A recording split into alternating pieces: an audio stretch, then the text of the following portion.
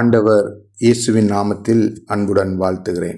தியான பகுதி லூக்கா 1 அதிகாரம் 26 38 வரையான வசனங்கள். தியான தலைப்பு கடவுளின் திட்டத்திற்கு மரியாளின் அர்ப்பணிப்பு.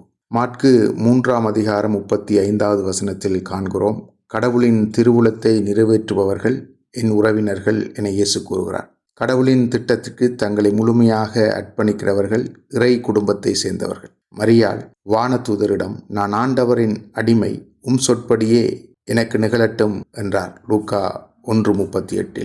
தன்னை முழுமையாக கடவுளிடம் அர்ப்பணிக்கிறார். கடவுளின் திட்டம் நிறைவேற தன் வாழ்வை கொடுக்கிறதை காண்கிறோம். அவரின் இந்த அர்ப்பணிப்பு தான் உலகின் மீட்பிற்கு வழிவகுத்தது.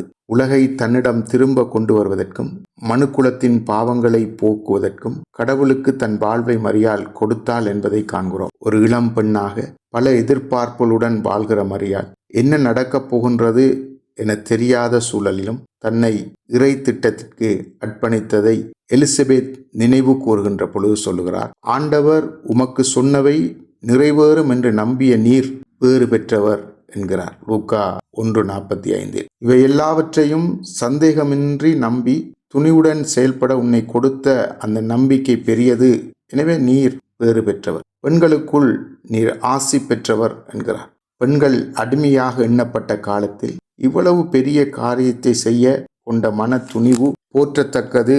இதனால் பெண் இனத்தின் இழிநிலையை அகற்றும் நிலை தோன்றியுள்ளதை காண்பிக்கிறார். மரியாளின் அர்ப்பணிப்பும் நம்பிக்கையும் துணிவும் இன்று எமக்கு பல பாடங்களை கற்றுத்தருகின்றன. இறை திட்டத்தை நிறைவேற்ற இறைவன் செயல்படுவதற்கு நாம் எம்மை கொடுக்க ஆயத்தமாக இருக்கிறோமா? நான் ஆண்டவரின் அடிமை, உமது திட்டம் நிறைவேறுவதற்கு நான் என்னை தருகிறேன் என்ற மனநிலையோடு எம்மை அர்ப்பணிப்போமா? ஆண்டவர் நம்மை ஆசீர்வதிப்பார். ஆமென்.